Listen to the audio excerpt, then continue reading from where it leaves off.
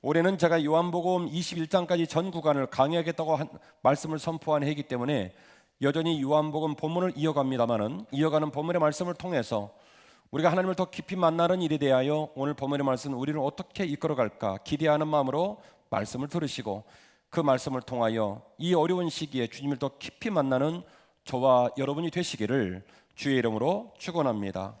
여러분 기억하십시오. 신자는 신앙의 길을 걸어가면서 반드시 어린 양의 침묵을 기억하셔야 합니다. 우리는 신자는 신앙의 길을 걸어가면서 반드시 기필코 어린 양의 침묵을 꼭 기억하셔야 합니다. 오늘 보면은 제가 바로 앞 문단을 건너뛰었기 때문에 바로 앞 문단 얘기를 말씀을 드리면 세례 요한이 등장을 합니다. 선구자로서 회개 복음을 증거하는 세례 요한이 등장을 하는데 그는 세례 요한의 사명을 감당하면서 알 수 없는 말을 합니다. 나는 진짜가 아니라 진짜가 오시는 그 길을 평탄케 하는 역할을 할 뿐이다.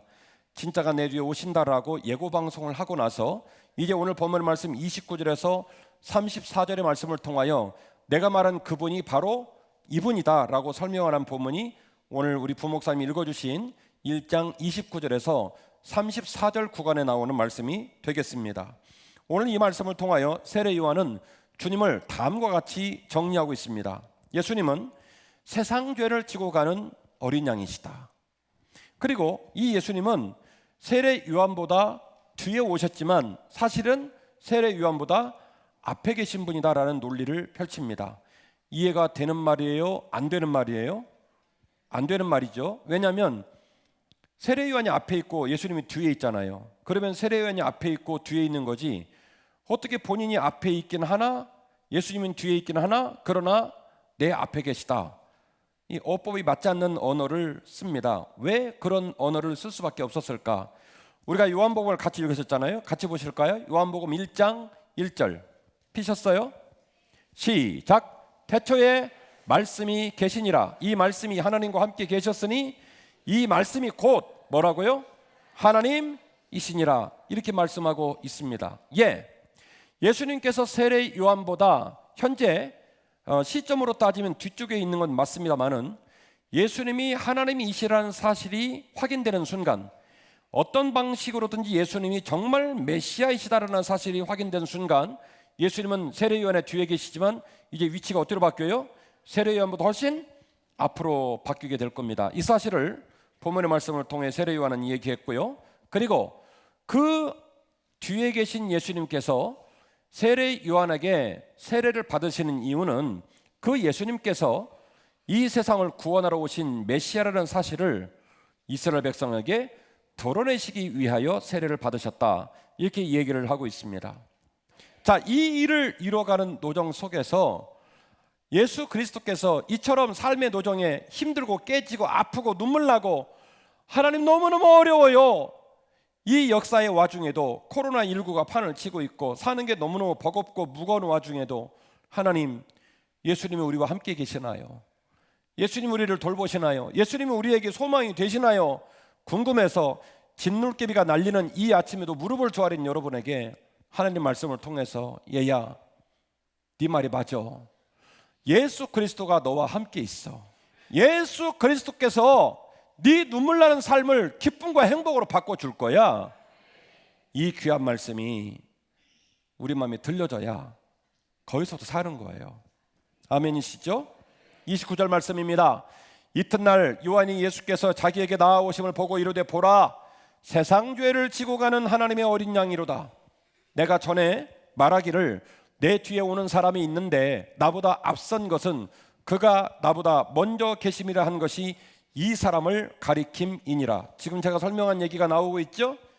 31절 나도 그를 알지 못하였으나 내가 와서 물로 세례를 베푸는 것은 그를 이스라엘에게 진눈깨비가 날리는 이 역사의 폭판에 하나님 말씀을 들으며 하나님 나를 사랑하시나요? 하나님 나를 책임지실라나요? 궁금하여 예배를 드리고 있는 우리 한빛교회 성도들에게 예수님을 드러내려 하심이니라. 아멘. 자, 오늘 이 본문의 말씀을 이해하기 위해서는 보라 세상 죄를 지고 가는 어린 양이로다라는 문장이 먼저 이해가 되어야 돼요. 뭐라고요? 보라 세상 죄를 지고 가는 어린 양이로다. 이 말씀을 이해하려면 구약성경 이사야서 53장 말씀을 읽어볼 필요가 있습니다. 제가 읽어드리겠습니다.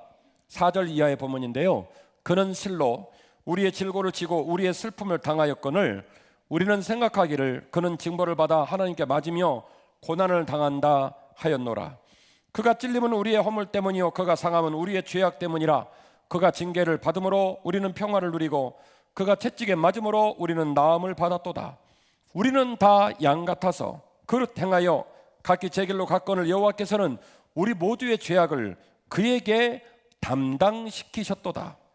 그가 곤욕을 당하여 괴로울 때에도 그는 입을 열지 아니하였으며 마치 도수장으로 끌려가는 어린 양과 털 깎는 자 앞에서 잠잠한 양같이 그의 입을 열지 아니하였도다. 바로 이사야서 53장에 있는 말씀을 인용한 겁니다.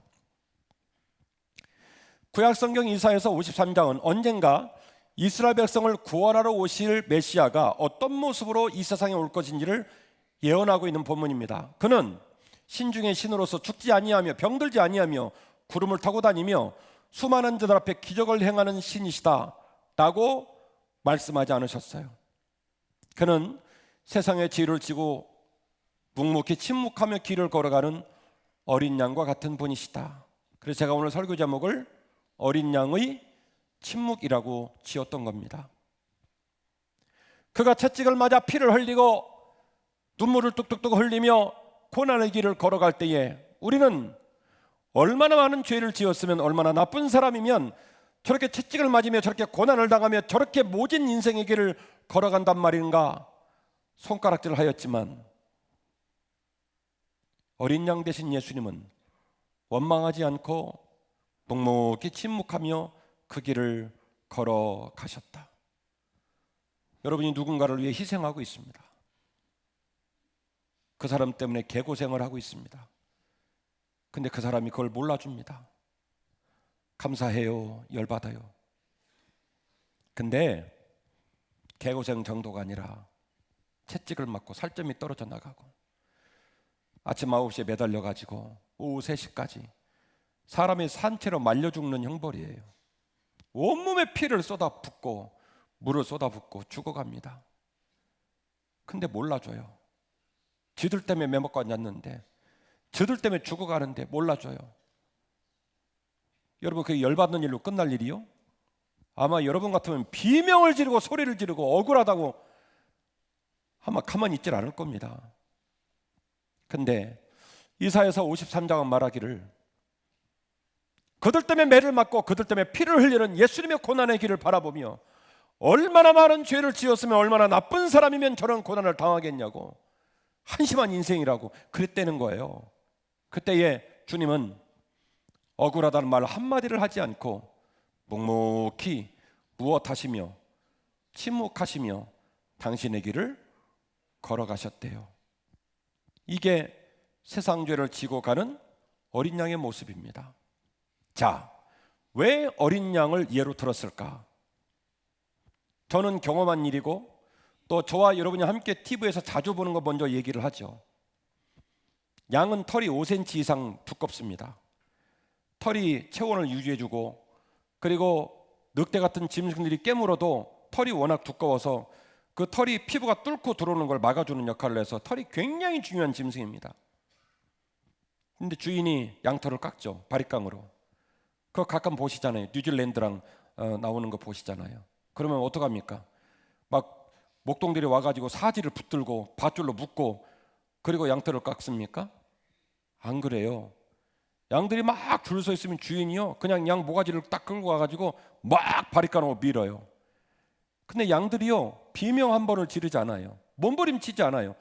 누가 사지를 결박한 게 아닙니다. 양 털 깎는 거 보셨어요? 개처럼 됩니다. 털이 떨어지고 나가면 피부가 얇아요. 왜냐하면 털이 5cm 이상 두껍기 때문에 양 입장에서는요 자기 피부를 벗겨내는 두려움을 느낀다는 거예요.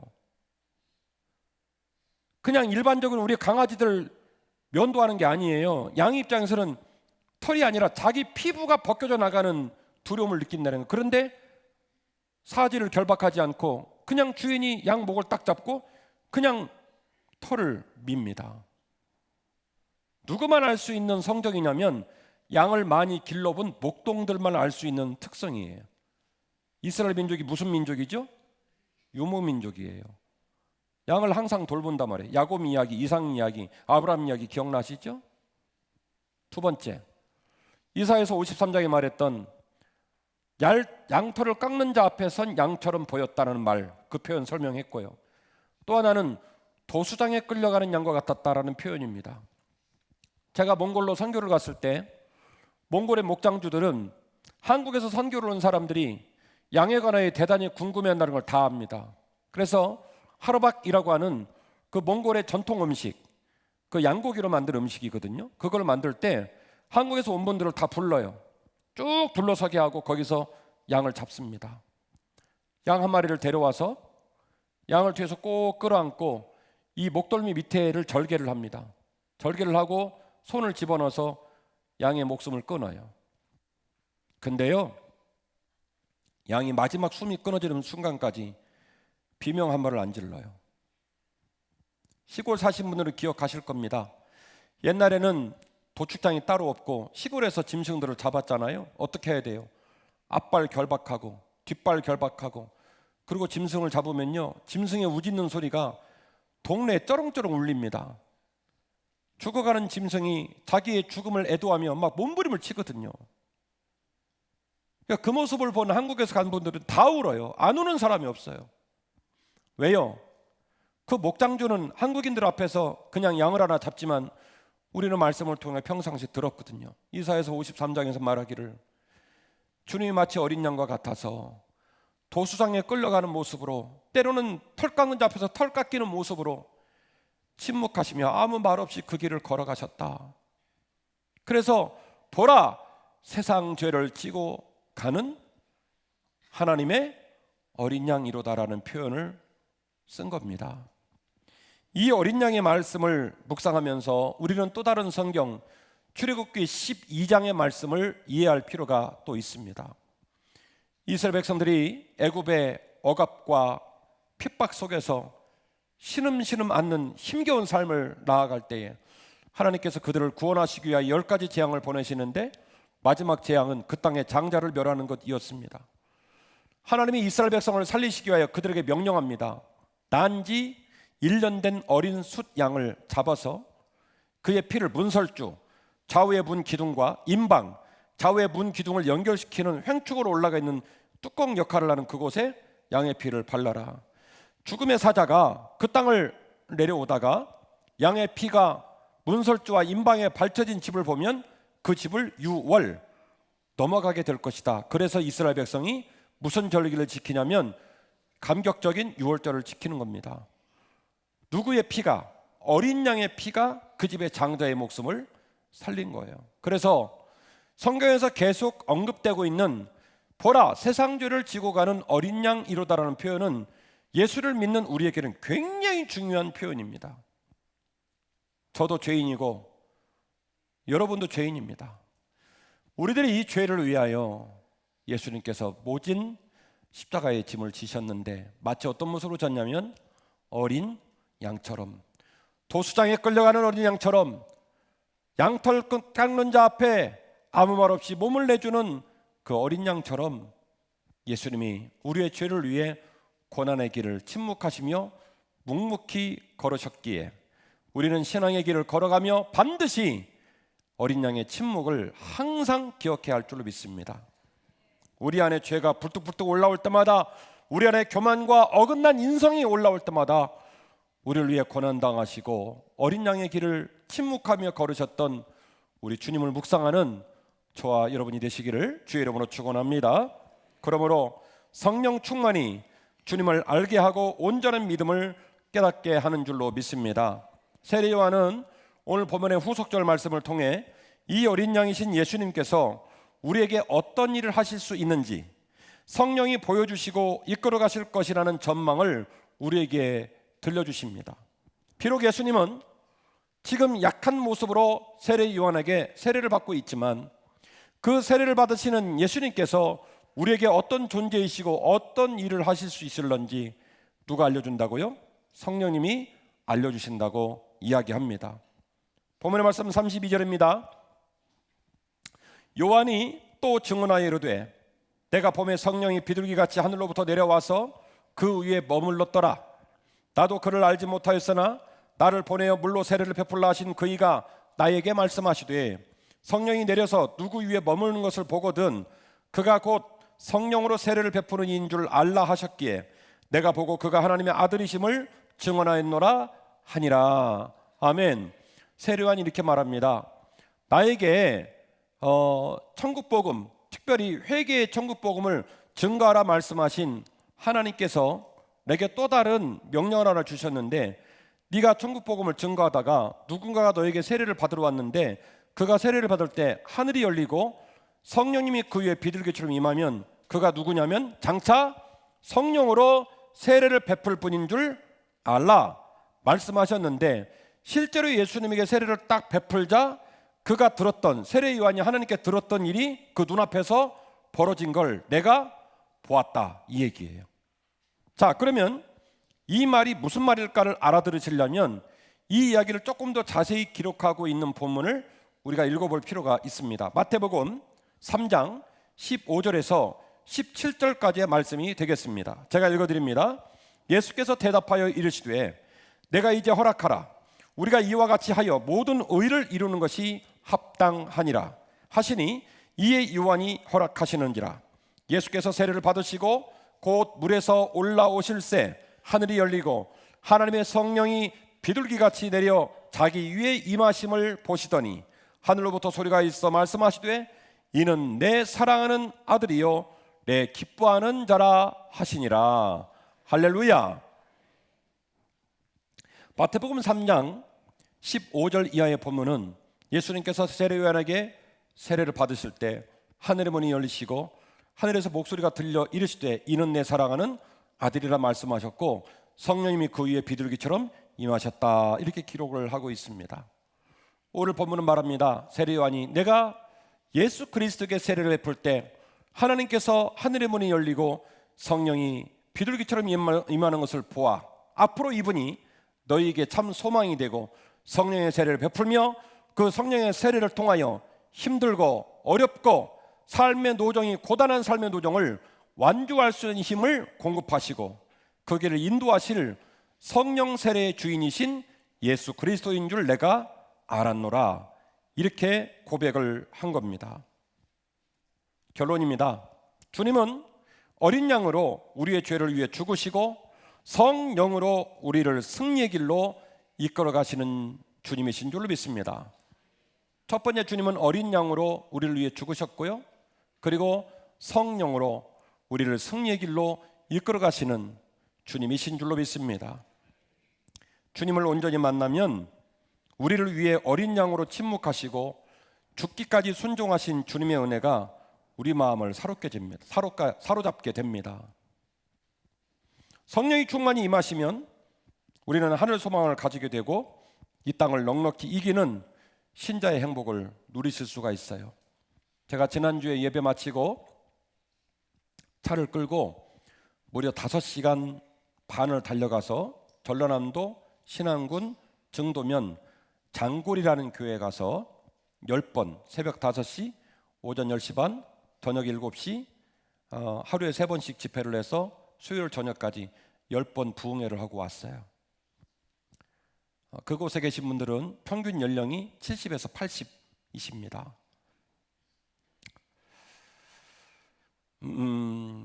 제가 은혜를 끼치러 갔지만 사실은 굉장히 은혜를 많이 받고 왔어요.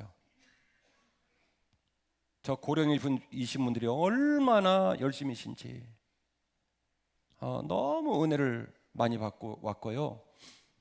저렇게 맞지도 않는 찬양을 계속 부른 다음에 강사임 목사님 나오시기 전에 마지막 하는 곡이 있습니다. 제가 많이 놀랐어요. 선임 장로님이 저렇게 안 맞는 곡을 다 마치고 난 다음에 마지막 곡을 부릅니다. 우리 이 찬송 부르시고 강사 목사님 나오시겠습니다. 전국에서 만나보자 그날 아침 거기서 순례자여 예비하라. 늦어지지 않도록 만나보자. 만나보자. 저기 별은 저 천국 문에서 만나보자. 만나보자. 그날 아침 그 문에서 만나자.